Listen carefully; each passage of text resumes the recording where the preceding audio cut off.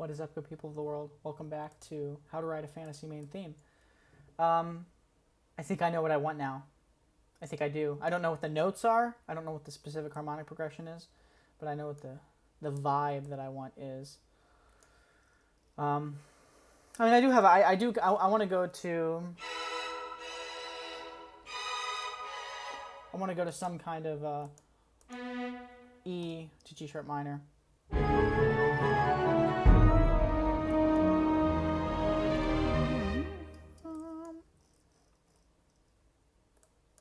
And I want to bring in the trumpets here.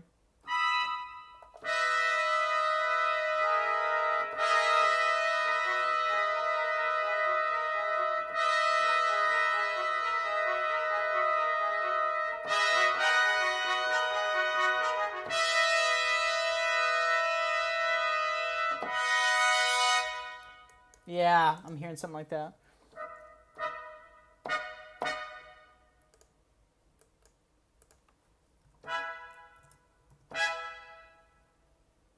And then, surprise. No. Not a good surprise.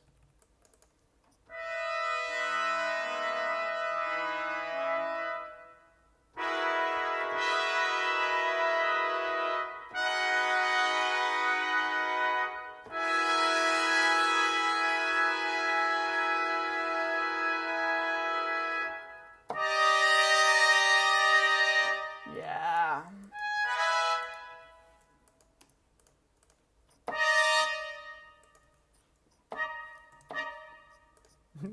Definitely not spelled that way.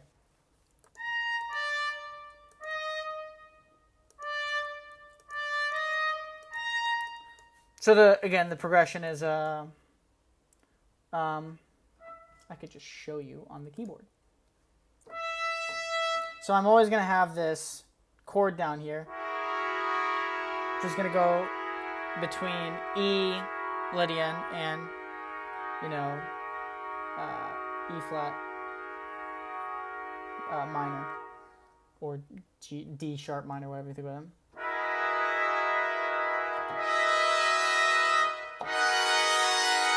So I guess that kind of sounds like G sharp minor. And then I'm going to keep going up with the same tetrachord.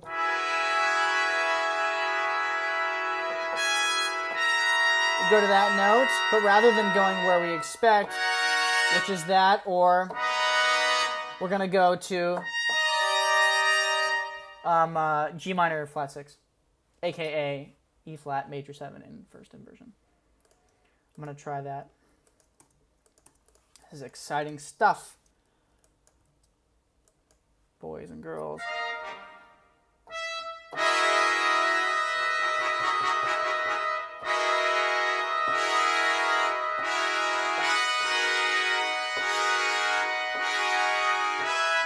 Ooh, and I'm going to set up a hemiola and violate the hemiola on 27.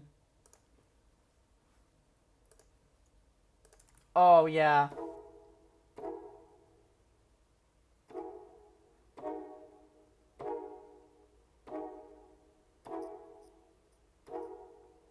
Oh, and it actually stops. Oh, my gosh. Do you see that? It perfectly goes to 27. Oh, my gosh. Oh, man.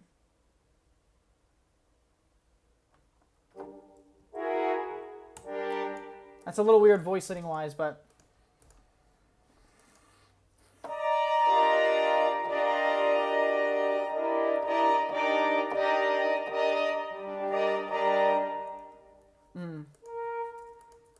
oh, this could be really special.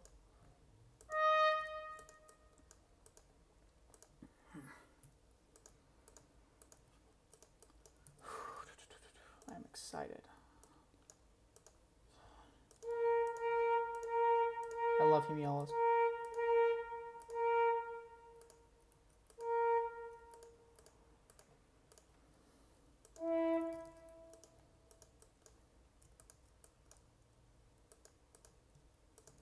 So we'll get it up to forte here. I might not involve this hairpin eventually, but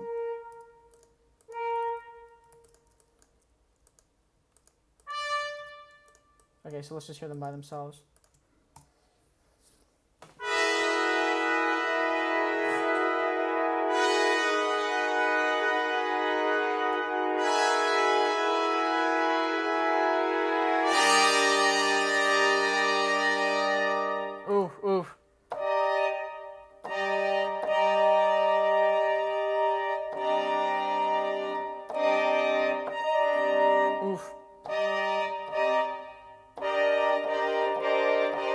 Ooh, I actually like that chord.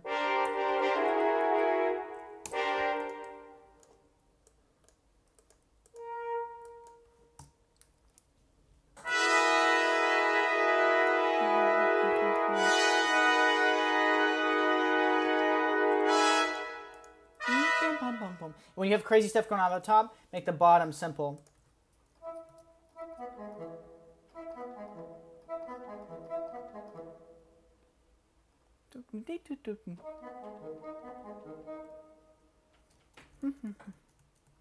Wait. Yeah, I'm right.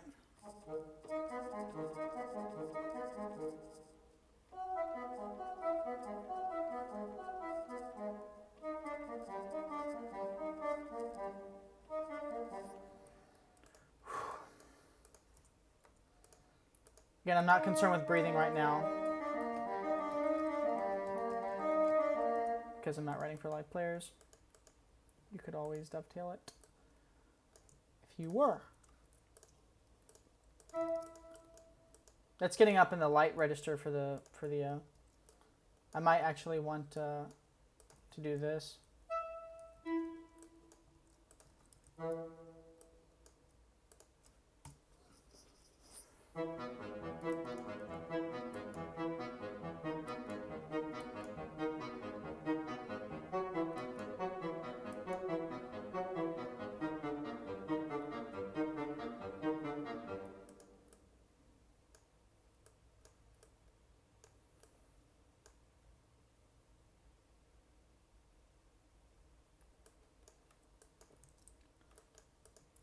And we'll do the typical piano doubling, which works out nicely.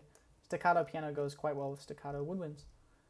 Just FYI. I think I copied and pasted the top line. Yeah, I did. So let's listen to these together. I might not want to have forte against forte, though. I might put mezzo forte in the piano.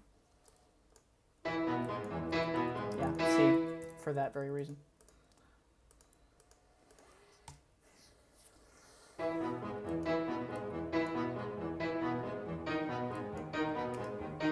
That might still even be too much, but...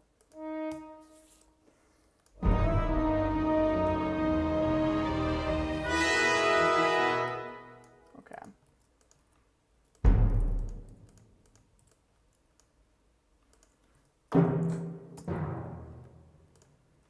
I'm going to cheat and do an octave here. Again, I'm not overly concerned about those types of little details.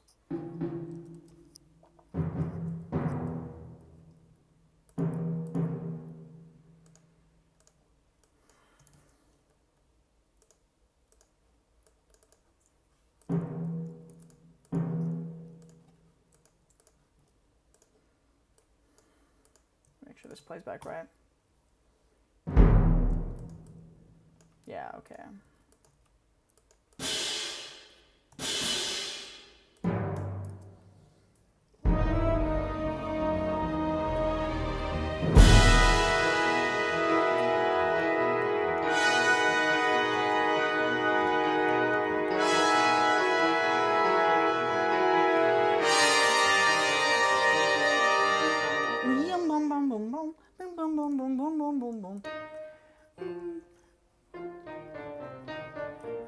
That works because of the C present in the horn chords.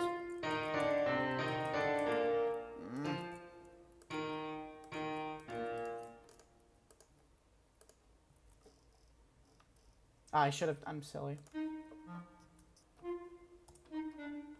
Come on.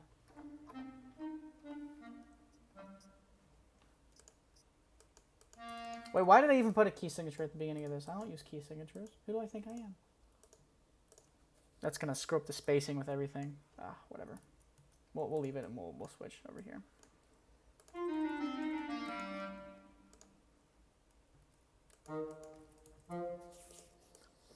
And these need to be...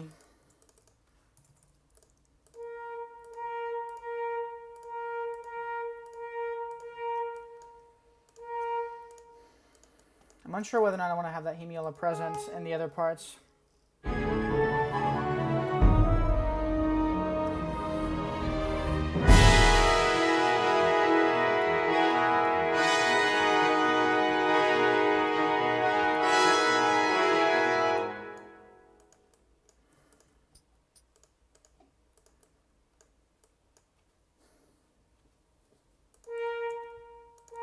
we also could try. So I gotta be more vocal about my thought process. What was running through my mind is that you can't really hear that horn articulation so clearly because the horns are kind of mellow and it's beneath the trumpets and your ear is focused on the trumpets. But I really want to hear that. I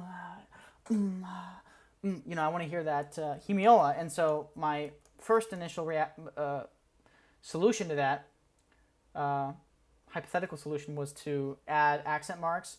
But then the problem is like the tenuto makes the sustain so long that the attack is kind of obfuscated. And so then I thought, oh, well, let me turn off the tenuto. But then I'm thinking maybe I actually want to rest. That way when it comes back in, it has more aural impact. So I'm going to try that.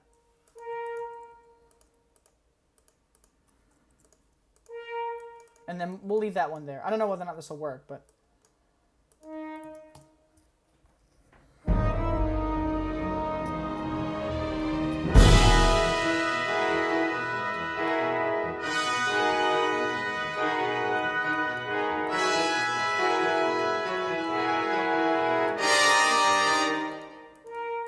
So that makes that particularly effective, but let's actually now try and go and add the tenuto back, because we need it now. And if that doesn't work, then I'll probably go with the first solution. Or I might be really anal and do eighth note.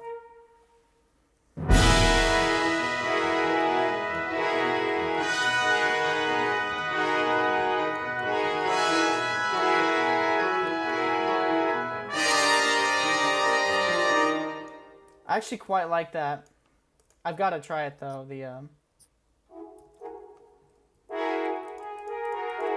I'm sorry to split hairs like this, but okay, I'll just try it for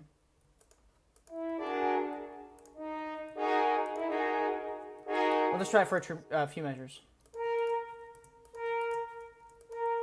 Well, here I'm dumb. I could have just done that.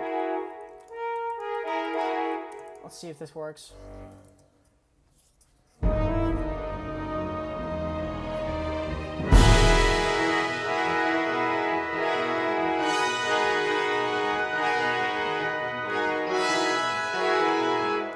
Okay, so now let me take off the accent marks.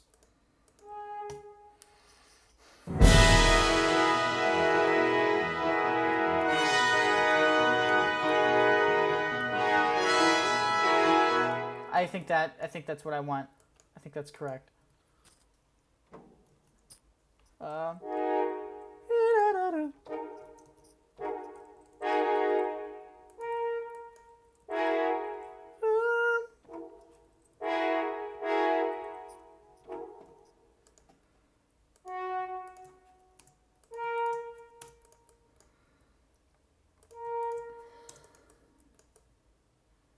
Okay, now I'm going to extrapolate them, and I should check whether or not my horns are spread on my mixer. Because they should be, because horns sound nice when they're spread. So let's go 1, 2, 3, 4. And you might be like, wait, hold on a second, aren't you delineating them according to like high and low? And it's like, well, yeah, but it doesn't really matter. I'm just going 1, 2, 3, 4, 4 being the lowest one at this point. You also could interlock them. That might sound good, but... Because, there's that whole horn thing with, should horns, are first and third high horns and 2 and 4 low horns? Well, generally, first and third are always high, and second and fourth are always low. It's just whether or not you have the first and third on one staff or the first and second on one staff. But that is you can go to Thomas Goss's website and read a whole article written about that if you're interested in those sorts of technical details. Okay.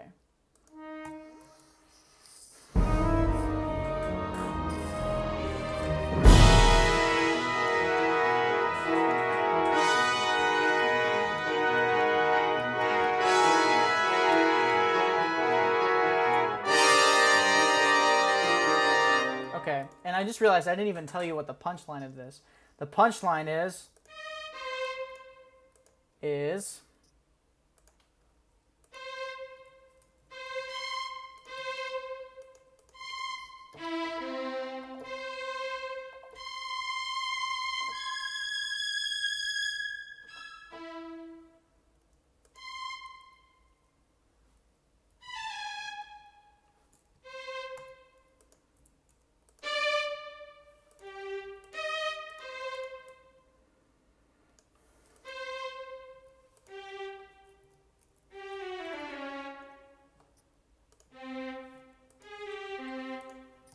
gonna do a voice exchange here.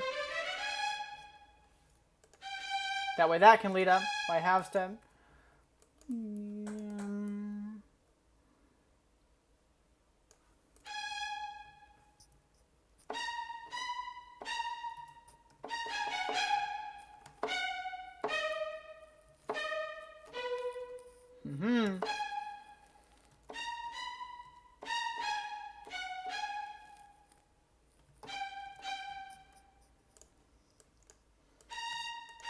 I don't want to use the A flat here because it doesn't work nicely on top of the G minor chord.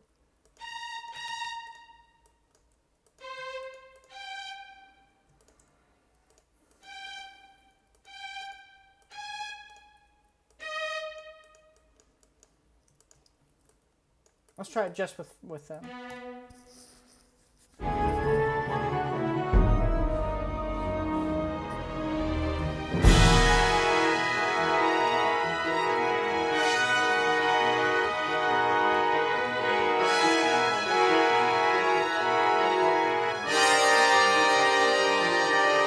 Oh, I might displace it actually.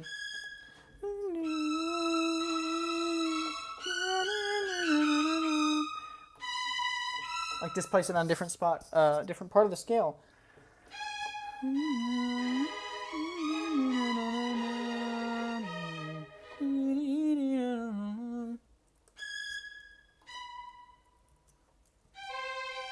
And then I actually don't have to do that.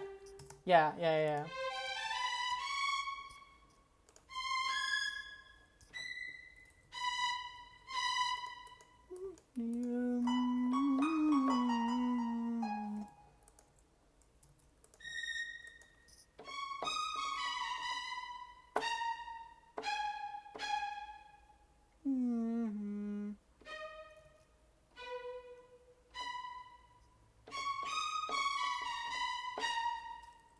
And then we can go to the same note. And it works with the function change.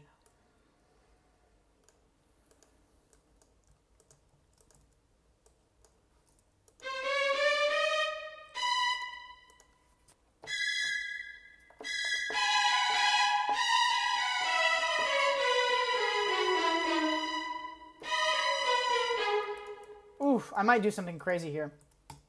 But let's wait first.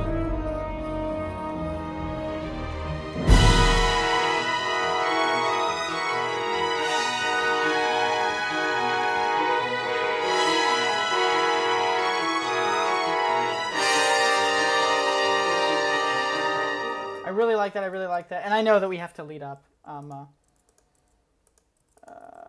have to lead up.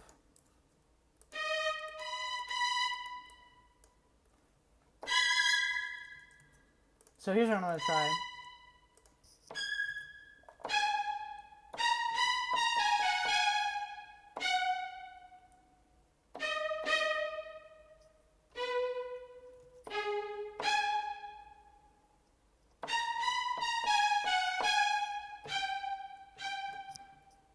I'm going to do a Leonard Bernstein thing where first and seconds are on thirds, and then violas double the first down an octave. So that's what this sounds like.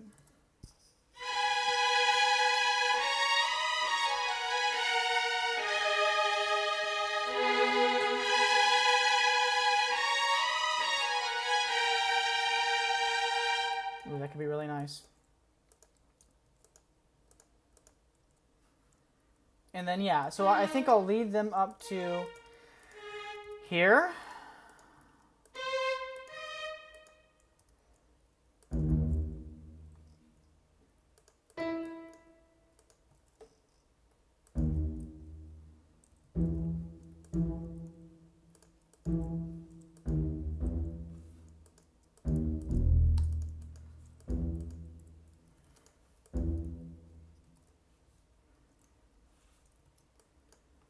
And we'll do the same, haha.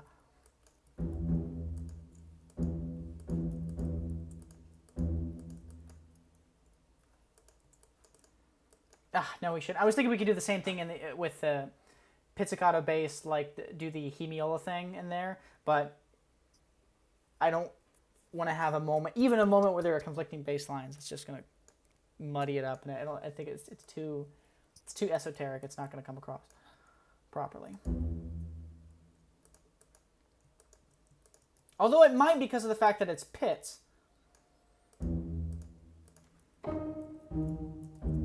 Yeah, I think it will actually. I changed my mind. If it were sustaining, that'd be one thing.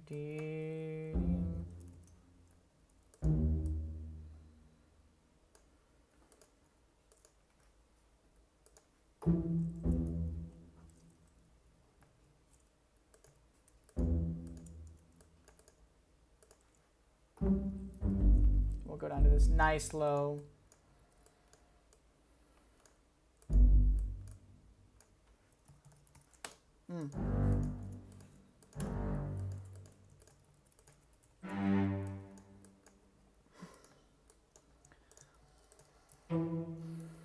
Oh, wow.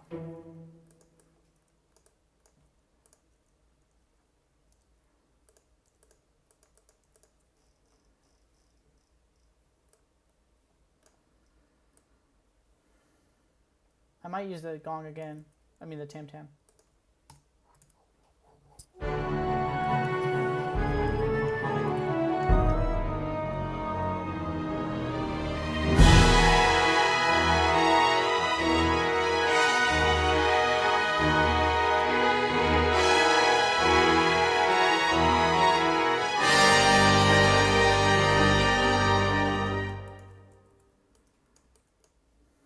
See, this takes away from this thing.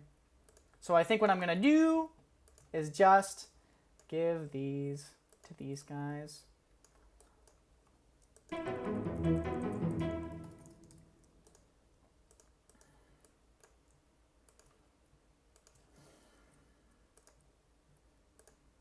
Yeah, see, the problem with the explode thing is that only works. It just doesn't make sense. Like, I don't understand when people are developing the software, do they not put themselves in the shoes of someone who uses software? Like, you know, if I wanted to take what I've written on the cello and explode it down to the contrabass, I'm not going to copy it onto the viola and then explode on the cello and contrabass, because then that's going to ruin the viola line. I just don't understand. I just don't understand.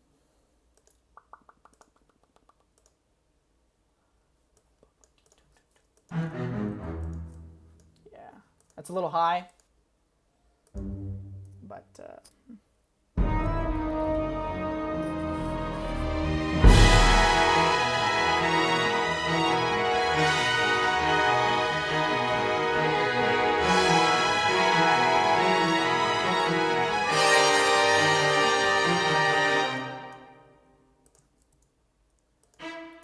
here's what I'm going to try. Take away this, do this. Although this involves some string crossing, so be careful with doing this in real life, right? You have to string cross to get back up to the E, and unless you wanted to all play it on one string, then that might be difficult. That's just something that I wouldn't knee-jerk write for a cellist unless I made sure that it was idiomatic.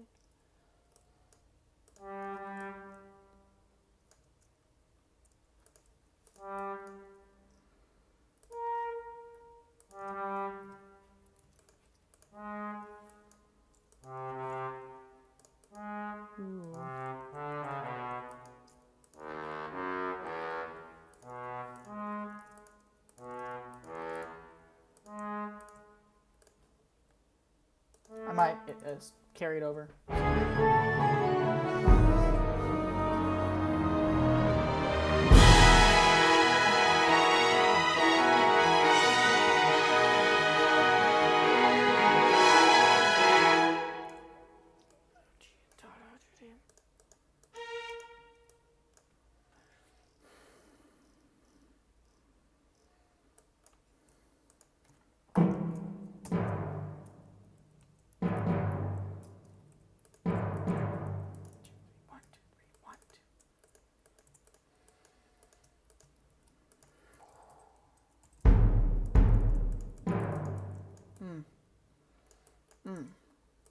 I like dropping out the bass. I think you got to be careful because sometimes you can get in that mindset where you're like, oh, the bass is a necessity. We always need low bass. But you got to apply your principles in every scenario. If you always need a bass, well, then do you always need to have something in the soprano register? And people are much more likely to say, oh, well, you don't have to have something in the soprano register. But then why do you always need a bass? And then you could say, well, the bass line is really, really important because the lower it is, its overtone series affects everything above. But then you can make the same argument. You can make a different argument of value about the soprano line, that the having a melody up in the highest register is important because it comes across psychologically. So anyway, all that I'm saying is, whenever you always assume that a piece of music tends to do something, always question that. Not that you need to throw it away, but it allows you to re-examine the reasons why you hold your beliefs. And if you find that those reasons hold up under scrutiny, continue to hold those beliefs. And if you find that they don't hold up under scrutiny, don't prevent yourself from being more creative and let go some of those presuppositions, at least in certain cases. You don't need to. I dislike dogmatism of any kind, of any brand.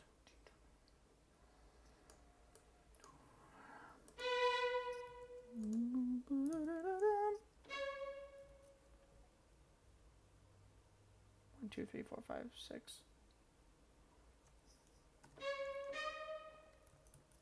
I actually feel like I want 7 here.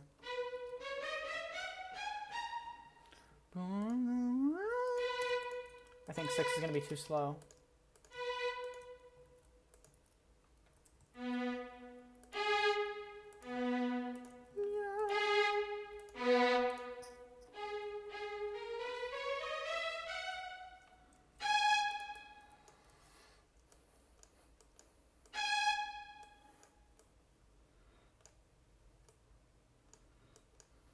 I might try something there, an idea that I have, but let's try this one.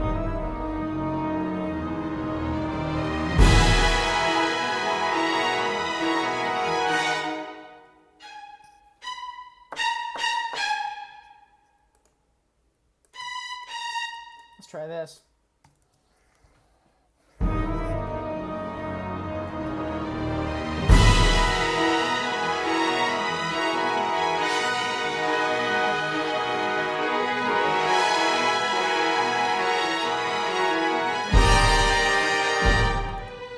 This is getting really nice.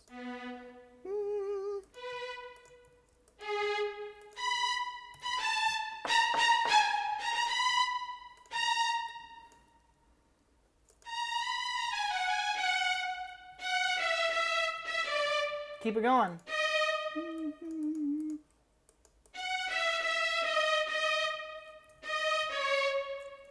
And it works too.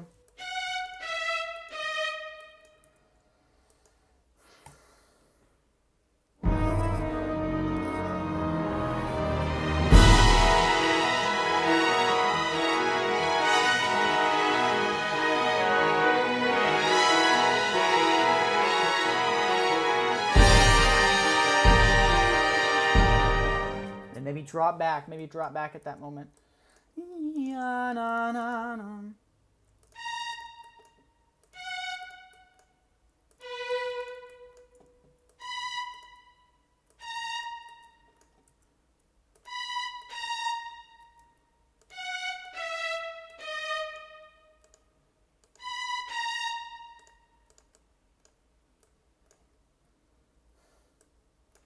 And I think I'm going to bring these guys up to P.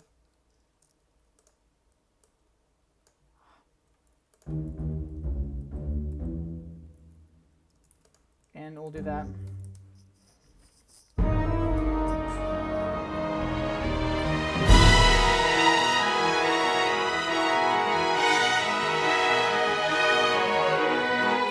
Okay, so I like that, but I think that double F is enough. I don't think we need the accents.